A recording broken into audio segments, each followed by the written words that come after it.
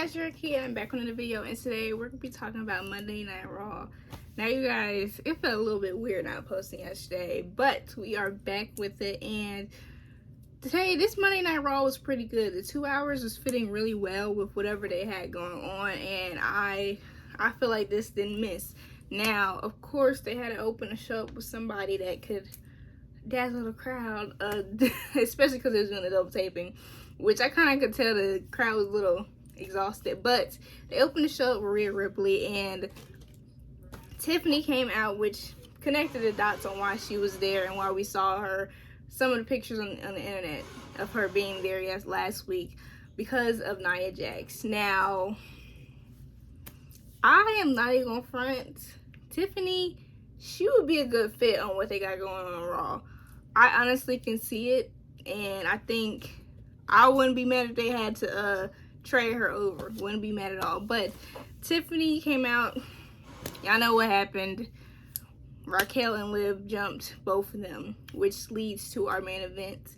And I also seen a little bit of things, and I think that Raquel, she might betray them in that whole situation a little sooner than I expected. Because, you know, I expected to go on as long as Liv's reign. But honestly, Raquel might be the one that dethrones Liv. If it's not Rhea, it's going to be Raquel.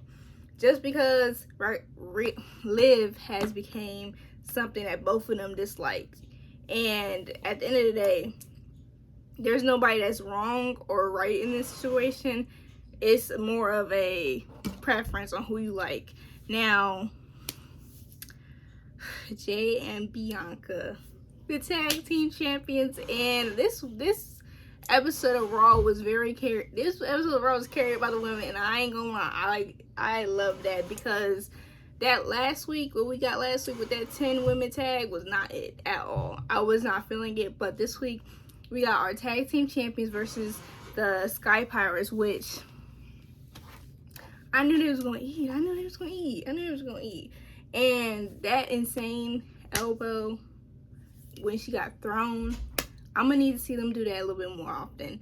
But y'all seen our Metaphor girls, and they ended up making it.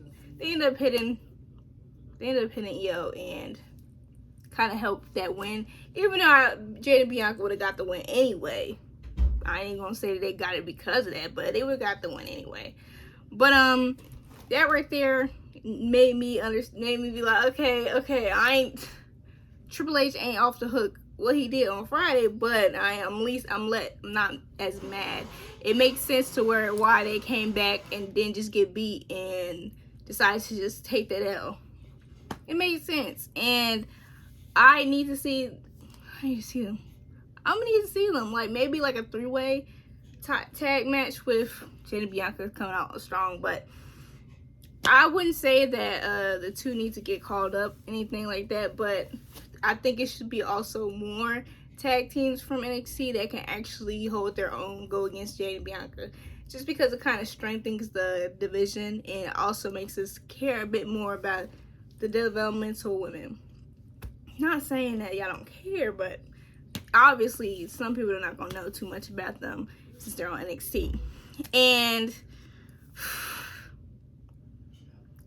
oh my gosh, like I hate to give Judgment Day their ones, but if they're doing a little storyline with Carlito having little feelings for Raquel, that's gonna be hilarious, and I'm there for that. But finally, they have to defend their tag team championship, so that led up to a contenders match, and the War Raiders are back, which I'm excited to see them. I was excited to see them back because it's been like a long time, over a year, I believe, and just seeing them in the ring gives a little bit of variety when it comes to competitors. And also, Alpha Academy ain't doing good, but they is not doing good. Cesaro got thrown each way by the Raiders, and I felt bad for him. But at the end of the day, you're no longer under Chad Gable's learning tree, so you can't. What happens.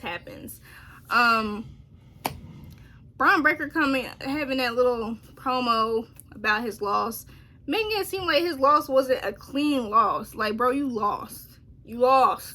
Jay beat you fair and square.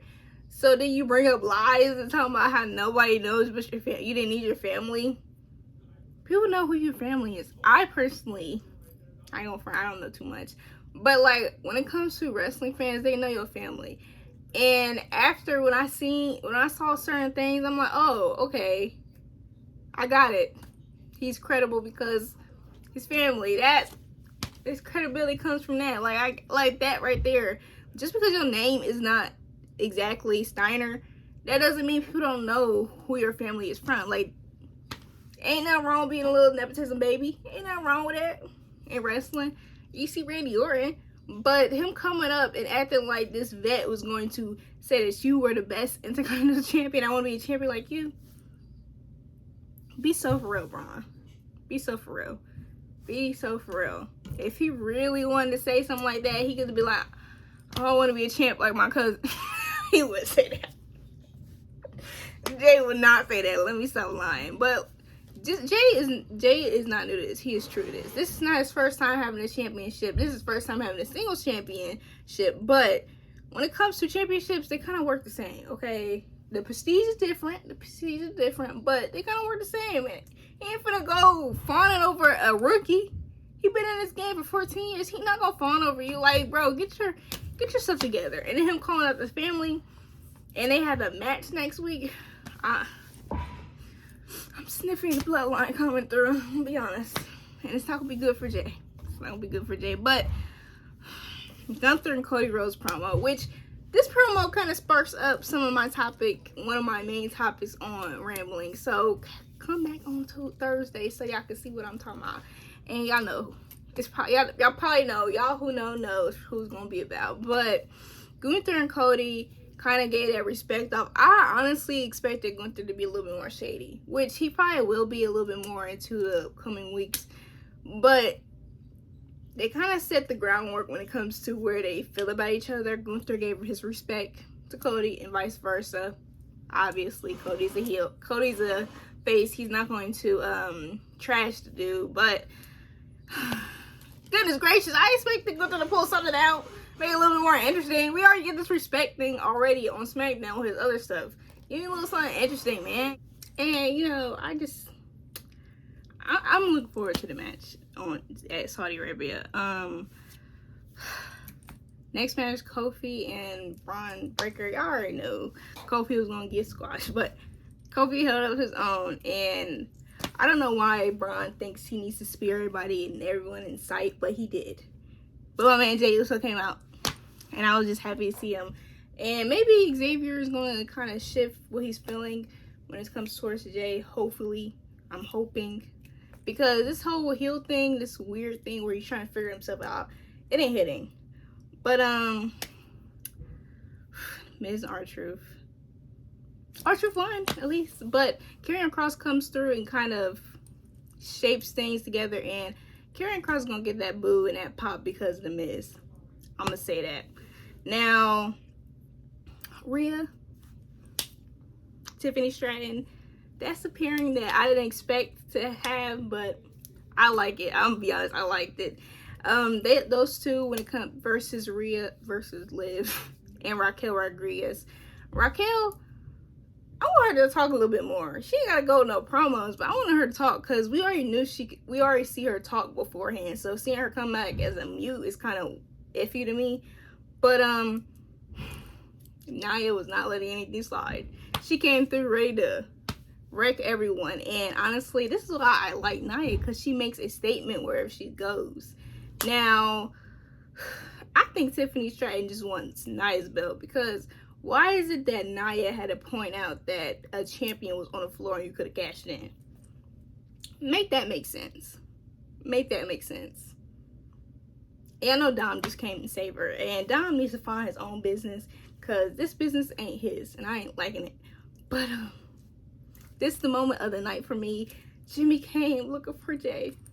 Jay was not giving him time of day. But it shows that we're moving. And there's a possibility that Roman might be on Raw one of these nights. Because because Jimmy came up on there. And next week, if the bloodline come through, Jimmy's probably going to come through and help Jay out. If the bloodline come through, which we don't need the bloodline to come through. Let's just let Jay retain this cleanly so he can get a little pat on the back, like, hey, he did it. This is what he deserves. He got it. I don't want Jay's reign to end so short when we all are just invested. He's like a man of the people.